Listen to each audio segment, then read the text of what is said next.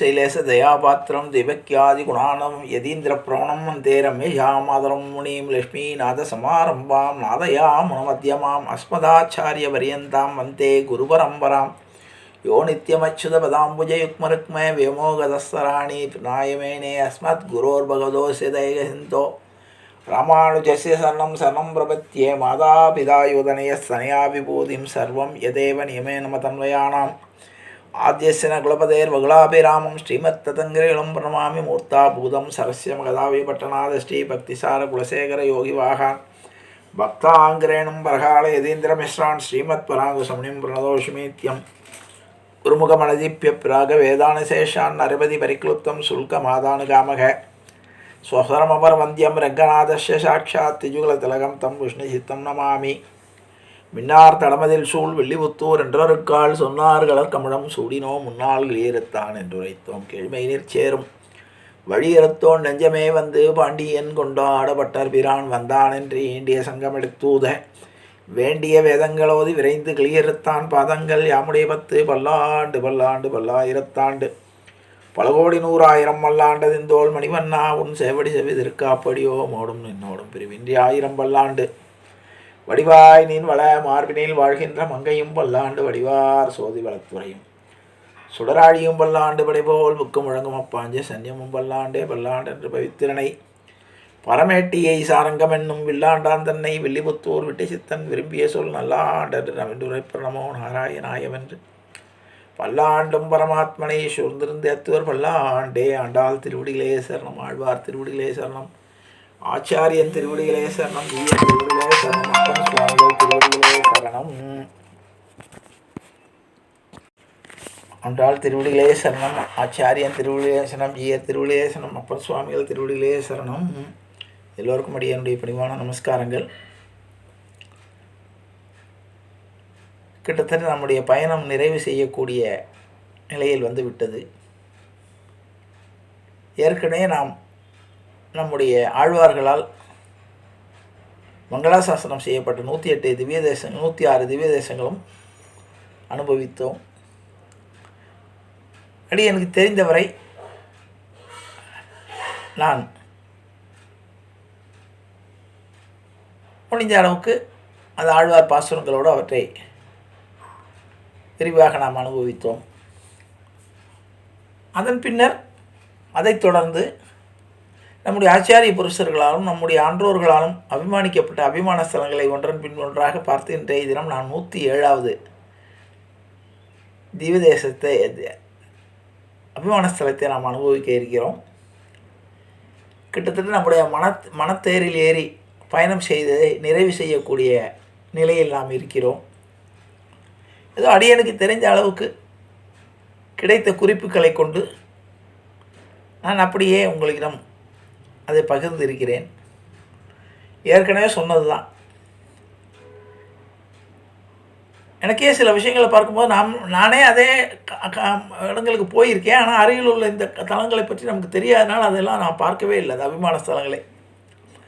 இதை ஒரு வாய்ப்பாக வைத்துக்கொண்டு நாம் இனி அங்கே செல்லும்போது நம்முடைய ஆச்சாரிய புருஷர்களாலும் நம்முடைய ஆன்றோர்களாலும் அபிமானிப்பட்ட அபிமான ஸ்தலங்களை நாம் பெரும்பாலும்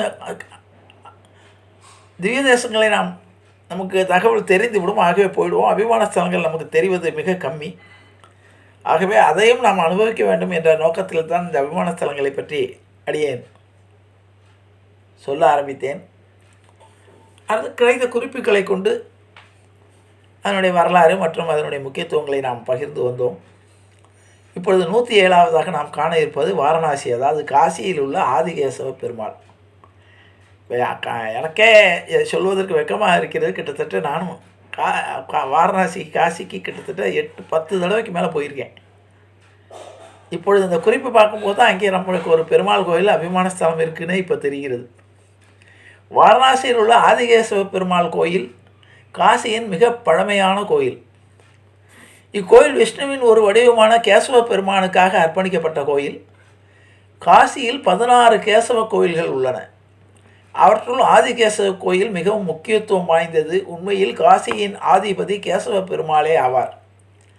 ஸ்கந்த புராணத்தின்படி இங்குள்ள மூலவர் விஷ்ணு பெருமாளால் செதுக்கப்பட்டார். ஆதிகேசவர் கோயில் அமைந்துள்ள இடம் விஷ்ணு பகவான் காசியில் முதலில் கால் பதித்த இடமாகும். அதுவே தற்போது ராஜ்காட் என்று அழைக்கப்படும் ஆதிகேசவ காட் ஆகும். புனித கங்கை மற்றும் வருணா நதிகள் சங்கமிக்கும் இடத்தில் அமைந்துள்ள இக்கோயில் தூய்மையான அமைதி நிறைந்த சூழலை கொண்டுள்ளது. விஷ்ணு பகவான் இங்கு நீராடியதால் இந்த சங்கமம் வடோதக தீர்த்தம் என்றும் அழைக்கப்படுகிறது. மிக பழமையான அல்லது பழமையான கோயில்களில் ஒன்றான ஆதிகேசவர் கோயில் காசியில் நடந்த பல நிகழ்வுகளுக்கு சாட்சியாக இருந்துள்ளது. பல ஆண்டுகளாக புறக்கணிக்கப்பட்டதால் உள்ளூர் மக்களை தவிர இக்கோயில் அவ்வளவாக அறியப்படவில்லை. ஆனால் அதன் முக்கியத்துவத்தை ஒருபோதும் புறக்கணிக்க முடியாது. 1857ஆம் ஆண்டு சிப்பாய் கழகத்திற்கு பிறகு இக்கோயில் ஆங்கிலேயர்களால் ஒரு இராணுவ புறக்காவல் நிலையமாக பயன்படுத்தப்பட்டது. எனவே கட்டிடச் சுவர்களில் குழாய்களுடன் கூடிய துளைகளை காணலாம். பின்னர் இக்கோயில் குவாலியர் அரசிடம் ஒப்படைக்கப்பட்டது.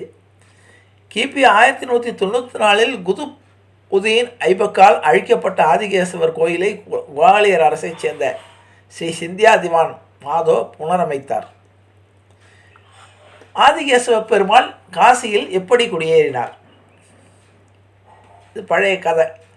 கந்தபுராணத்தின் காசி கண்டத்தில் காசியில் ஆதிகேசவ பெருமாள் கோயில் நிறுவப்பட்டதை பற்றி கூறப்பட்டுள்ளது. தனது சொந்த நகரமான காசிக்கு திரும்ப விரும்பிய சிவபெருமானின் விருப்பத்தை நிறைவேற்றுவதற்காக விஷ்ணு பகவான் முதல் முறையாக காசிக்குள் நுழைந்தார். தன்னை மகிழ்விப்பதற்காக தவம் செய்த அழகிய மந்தாரமலைக்கு சிவபெருமான் ஒரு முறை காசியை விட்டு புறப்பட்டார். அவ்வாறு செய்யுமாறு பிரம்மதேவனும் அவரை கேட்டுக்கொண்டார். சிவபெருமானுடன் காசியின் அனைத்து தேவர்களும் மந்தாரமலைக்கு புறப்பட்டனர். பூமியில் இருந்த மற்ற தேவர்களும் கூட தத்தமது இருப்பிடங்களை விட்டு மந்தாரமலையை அடைந்தனர்.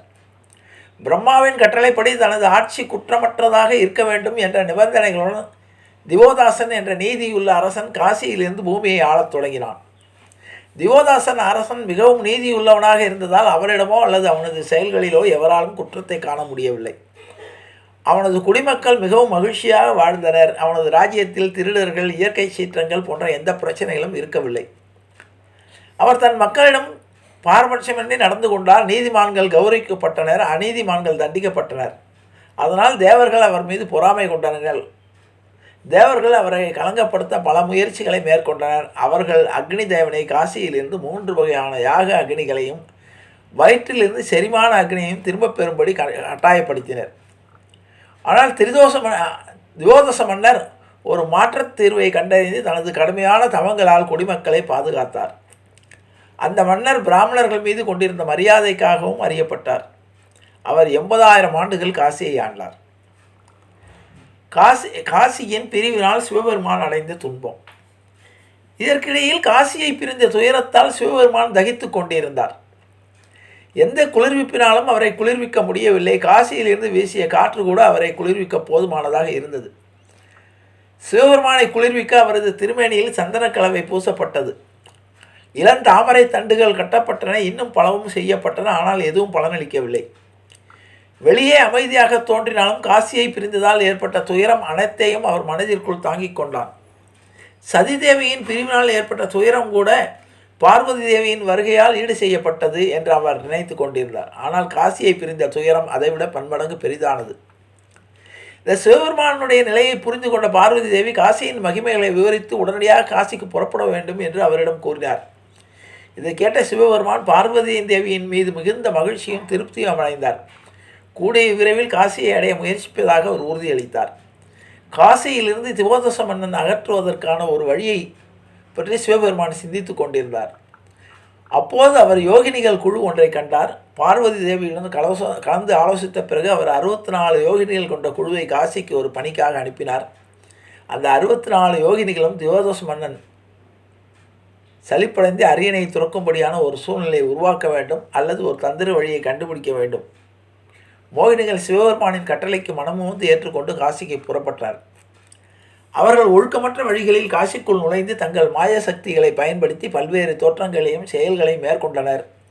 ஒரு யோகினி நடனக் கலைஞரானார், மற்றொரு கைரேகை நிபுணரானார். இன்னொரு சிவபெருமானை நிறைவேற்றுவதற்கான அனைத்து யோகினிகளும் வெவ்வேறு செயல் வகைகளை தொழில்களாக மேற்கொண்டனர். ஆனால் அவர்கள் எவராலும் தியோதச மன்னனிடம் ஒரு குறையை கூட கண்டுபிடிக்க முடியவில்லை. இறுதியில் அவர்கள் முயற்சியை கைவிட்டு காசி நகரின் அழகில் மயங்கி அங்கேயே வாழ முடிவு செய்தனர். அதே சமயம் திரும்பிச் சென்று தங்கள் எஜமானரிடம் அவருடைய பணியை நிறைவேற்ற முடியவில்லை என்று சொல்வதற்கு அவர்கள் அஞ்சினர். யோகினிகள் திரும்பி வராததால் சிவபெருமான் தனது கணங்கள் மற்றும் பரிவாரங்களை காசிக்கு அனுப்பினார். ஆனால் அவர்களும் சிவபெருமானிடம் திரும்பி வந்து தகவல் தெரிவிக்கவில்லை. கணங்களால் காசி மக்களை தங்கள் செல்வாக்கிற்குள் கொண்டு வர முடியவில்லை. எனவே தங்கள் தோல்வி குறித்து வருந்திய அவர்கள் காசியிலேயே தங்கி சிவலிங்கங்களை நிறுவி அவற்றை வழிபட முடிவு செய்தனர். இவ்வாறு சிவபெருமான் சூரிய தேவனையும் பிரம்மதேவனையும் அனுப்பினார். சூரிய தேவனும் பிரம்மதேவனாலும் கூட திவோதச மன்னனிடம் எந்த குறையையும் காண முடியவில்லை. எனவே காசியில் தங்க முடிவு செய்தனர். உண்மையில் பிரம்மதேவன் புனித கங்கை நதிக்கரையில் அசுமேத யாகம் செய்ய விரும்பினார். ஆனால் திவோதச மன்னன் தசாஸ்வத யாகத்திற்கு ஏற்பாடு செய்தான். இவ்வாறு தசாஸ்வமேத யாகம் நடைபெற்ற இடம் தசாஸ்வமேத படித்துறை என்றே அழைக்கப்படுகிறது. அனுப்பப்பட்ட பணியிலிருந்து 64 யோனிகள் கணங்கள் பூரிதேவன் மற்றும் பிரம்மதேவன் ஆகியோர் திரும்ப வராதால் கவலையடைந்த சிவபெருமான் தன் மகன் கணேசரை அழைத்தார், அதாவது விநாயகரை. காசிக்கு சென்று திவோதச மன்னனின் ஆட்சியை முடிவுக்கு கொண்டு வர ஒரு வழியை கண்டுபிடிக்குமாறு கணேசனுக்கு அவர் கட்டளையிட்டார். தந்தை சிவபெருமானுக்கு சாதகமாக நிலைமை மாற்றியவர் விநாயகப் பெருமாளே. விநாயகப் பெருமான் திவோதச மன்னனை எப்படி வசீகரிக்கிறார்? விநாயகப் பெருமான் ஜோதிடம் தெரிந்த ஒரு பிராமணராக அவதாரம் எடுத்தார். அவர் பல்வேறு வீடுகளுக்கு சென்று ஜோதிட கணிப்புகளை கூறி வந்தார். அவர் ராஜ்யத்தின் ராணிகளிடையே மிகவும் பிரபலம் அடைந்தார். அவர்கள் அந்த வயதான பிராமண ஜோதிடரை பற்றி அரசரிடம் மறைமுகமாக பேசத் தொடங்கினார்கள். அவர்கள் அரசருக்கு முன்பும் தங்களின் அந்தரங்க அறைகளிலும் எப்போதும் அவரது குணத்தை புகழ்ந்து பேசினர். ஒருமை தலைமை ராணி லீலாவதி திவோதச மன்னனிடம் அந்த பிராமணரை புகழ்ந்துரைத்து அவரை சந்திக்க வேண்டும் என்று கூறினார். திவோதச மன்னர் அதற்கு அனுமதி அளித்தார். ராணி லீலாவதி தனது சாமர்த்தியமான தோழியை அனுப்பி அந்த பிராமணர் மன்னரை அவைக்கு வரவழைத்தார். மனம் விட்டு பேசிய பிறகு அந்த பிராமணர் திரும்பிச் சென்றார். அரசர் அவரை பெரிதும் பாராட்டினார். அவர் ராணி லீலாவதி முன்னிலையில் அந்த பிராமணரை புகழ்ந்துரைத்து மறுநாள் காலை தனது அரண்மனைக்கு அவரை அழைத்தார். திவோதச மன்னன் தனது நலனுக்கு உகந்த செயல்கள் யாவை என்று அந்த வயதான பிராமணரிடம் தனிமையில் கேட்டான். திவோதச மன்னன் அரசனை பல புண்ணியங்களை செய்திருந்த போதிலும் அவனது மனம் அந்த செயல்பாடுகளினால் ஈர்க்கப்படவில்லை. உயர்ந்த அறிவும் ஞானமும் உடையவர் என்று தான் நம்பி அந்த பிராமணரிடமிருந்து மிக உயர்ந்த உண்மையை அறிய அவன் விரும்பினான். அந்த வயதான பிராமணர் திவோதச மன்னனின் செயல்களை ஒரு உண்மையான மற்றும் நீதியான மன்னனாக குறிப்பிட்டு புகழ்ந்தார். அன்றைய தினம் தொடங்கும் 18ஆம் நாளில் வடக்கிலிருந்து ஒரு பிராமணர் வந்து மன்னனுக்கு அறிவுரை வழங்குவார் என்றும் அந்த அறிவுரையை மன்னன் தயக்கமின்றி பின்பற்ற வேண்டும் என்றும் அவன் மன்னனிடம் தெரிவித்தார். அதன் பிறகு விநாயகர் பெருமான் தனது சக்திகளால் மாறுவேடம் அணிந்து காசியில் தங்கினார். காசியில் உள்ள ஆதிவேசவ பெருமாளுக்கு விஷ்ணு பகவான் வருகை. விநாயகப் பெருமான் மந்தாரமலைக்கு திரும்பாததால் கவலையடைந்த சிவபெருமான் தனக்கு உதவ முன் வந்த விஷ்ணு பகவானை சந்தித்தார். விஷ்ணு பகவான் தனது துணைவியான லட்சுமி தேவியுடன் காசிக்கு புறப்பட்டார். காசியை அடைந்ததும் விஷ்ணு பகவான் புனித கங்கை மற்றும் புனித வர்ண நதிகள் சங்கமிக்கும் இடத்தில் நீராடினார். அன்று முதல் விஷ்ணு பகவான் தனது தாமரை திருவடுகளை இங்கு கழுவியதால் இந்த சங்கமம் படோதக தீர்த்தம் என்று அழைக்கப்பட்டது. லட்சுமி தேவி மற்றும் கருடனுடன் சேர்ந்து விஷ்ணு பகவான் இங்கு தனது தினசரி சடங்குகளை செய்தார். அவர் தனக்கென ஒரு தங்க தெய்வ சிலையையும் செதுக்கி அதை வழிபட்டார். காசிக்குள் விஷ்ணு பகவான் நீராடி தனது தெய்வத்தை வழிபட்ட அந்த பகுதி சுவேதாத்பீதம் என்று அழைக்கப்படுகிறது. இந்த பகுதிக்கு அருகில் பல தீர்த்தங்கள் உள்ளன. அவற்றுள் லட்சுமி தேவி தினமும் நீராடிய மகாலட்சுமி தீர்த்தம் ஒன்றாகும். அவருடைய திருவுருவப் படமும் அங்கே பிரதிஷ்டை செய்யப்பட்டுள்ளது. விஷ்ணு பகவான் செதுக்கிய அந்த திருவுருவப் படத்திற்குள் பிரவேசித்த பிறகு சிவபெருமானின் பணியை நிறைவேற்றும் பொருட்டு அதிலிருந்து பகுதியளவு வெளியே வந்தார். விஷ்ணு பகவான் காசிக்கு வடக்கே தான் தங்குவதற்காக தர்மக்ஷேத்திரம் என்ற ஒரு பகுதியை உருவாக்கினார். விஷ்ணு பகவான் 3 உலகங்களையும் வசீகரிக்கும் புண்ணிய கீர்த்தி என்ற துறை வடிவம் எடுத்தார். லட்சுமி தேவி பேரழகியான விஞ்ஞான கௌமுடி என்ற பரிராஜியாக மாறினார். அவரது தோற்றம் உலகை அசைவற்று நிறுத்தியது. கருடன் ஒரு தனித்துவமான வடிவம் எடுத்து விநாயக கீர்த்தி என்ற பெயரில் அவர்கள் சீடரானார். சீடரான விநாயக கீர்த்தி அகிம்சை உட்பட மதத்தின் வேறு கோட்பாடுகளை அவருக்கு உபதேசித்த தன் குருவான புண்ணியகீர்த்தியிடம் மிகுந்த பக்தி கொண்டிருந்தார். காசி மக்கள் புண்ணியகீர்த்தியின் போதனைகளை பிறரிடமிருந்து கேள்விப்பட்டார். அவரை சந்திக்க சென்றனர். அதே சமயம் விஞ்ஞான கௌரி காசி மக்களை தங்கள் காண்பதை மட்டுமே நம்புமாறும் உடலின் மகிழ்ச்சியை தேடுமாறும் கேட்டுக்கொண்டார். அவர்கள் மக்களிடம் பௌதிக மகிழ்ச்சியில் அவசியம் மற்றும் அதை அடைவதற்கான வழிகளை பின்பற்றினர். அவள் சிலருக்கு மாந்திரீகத்தையும் கற்பித்தாள். இவ்வாறு புண்ணிய கீர்த்தியும் விஜயனாக முடியும். குடிமக்களை மேலும் பொருள்சார் இன்பங்களை தேடும்படி மயக்கினர். இது குடிமக்களை பாவச் செயல்களில் ஈடுபட தூண்டியது. இதனால் தன் ராஜ்யத்தை இனியும் ஆள விரும்பாத திவோதச மன்னனின் அதிகாரம் குறைந்தது. அந்த வயதான பிராமணர் கணித்தபடி அவன் நாட்களை எண்ணிக்கொண்டிருந்தான். 18ஆம் நாள் விஷ்ணு பகவான் புண்ணியகீர்த்தி என்ற பிராமணரின் வடிவில் திவோதச மன்னனின் வாயிலில் தோன்றினார். மன்னன் புண்ணியகீர்த்தியை மிகுந்த மரியாதையுடன் வரவேற்று வழிபட்டான். மகிழ்ச்சியை அடைவதற்கான வழிகள் குறித்து மன்னன் புண்ணியகீர்த்தியிடம் விசாரித்தான். அவர் ஒரு மன்னனாக தான் செய்த சாதனைகளையும் குறிப்பிட்டான். புண்ணியகீர்த்தி மன்னனை புகழ்ந்துரைத்து அவன் செய்த ஒரே பாவம் சிவபெருமானை காசியிலிருந்து விலக்கி வைத்ததான் என்று கூறினார். எனவே மன்னர் ஒரு சிவலிங்கத்தை நிறுவி அதை மிகுந்த பக்தியுடன் வழிபட வேண்டியிருந்தது. மன்னர் மிகவும் மகிழ்ச்சி அடைந்து புண்ணியகீர்த்திக்கு பலமுறை மரியாதை செலுத்தி அறிவுறுத்தப்பட்டபடியே செய்ய ஒப்புக்கொண்டான். விஷ்ணு பகவான் காசிக்கு சென்று அங்கு நிரந்தரமாக தங்குவதற்கான ஒரு இடத்தை பற்றி சிந்தித்து கொண்டிருந்தார். இறுதியில் அவர் பஞ்சநாத்தில் ஸ்ரீ ஆதிகேசவராக நிரந்தரமாக தங்க முடிவு செய்தார். ஆதிகேசவர் கோயிலில் நடைபெறும் திருவிழாக்கள். ஆதிகேசவர் கோயிலில் திருவிழாக்கள் அதிகம் விளம்பரப்படுத்தப்படுவதில்லை. ஆனால் கோயிலின் அந்தக்கிரகி மேளா, வர்ண மேளா, மகாபரணி மேளா மற்றும் வாமன துவாதசி ஆகியவை கொண்டாடப்படுகின்றன. ஆதிகேசவர் கோயில் வளாகத்தில் ஆதிகேச தவிர ஞானகேசோ, சங்கமேஸ்வர் மற்றும் பஞ்சதேவதை என மேலும் 3 சன்னதிகள் உள்ளன. சங்கமேஸ்வரர் லிங்கத்தை ஆதிகேசவ பெருமாளை பிரதிஷ்டை செய்ததாக கூறப்படுகிறது. ரங்கமண்டபத்தின் தூண்களில் நுணுக்கமான சிற்ப வேலைகளும் காணப்படுகின்றன. ஆதிகேசவ பெருமாள் காலை 6 முதல் 12 வரையும் மாலை 4 மணி முதல் 10 மணி வரையும் தரிசிக்கலாம். ஆதிகேசவ கோயில் காசியின் பழைய நகரில் அமைந்துள்ளது. கோயில் அமைந்துள்ள பகுதியில் வசிப்பவர்களை தவிர காசிவாசிகள் பலருக்கும் இந்த கோயில் பற்றி சரியாக தெரியாது. நீங்கள் அழைத்து செல்லும்படி ஒரு ஆட்டோ ஓட்டுநரிடம் கேட்கும்பொழுது அவர் குழப்பமடையக்கூடும். வெளிப்புற உதவியை தவிர உங்கள் கைபேசியின் ஜிபிஎஸையும் நீங்கள் பயன்படுத்த வேண்டியிருக்கும். ராஜ்காட் என்று குறிப்பிடப்படுவது உங்கள் பயணத்தை எளிதாக்கும்.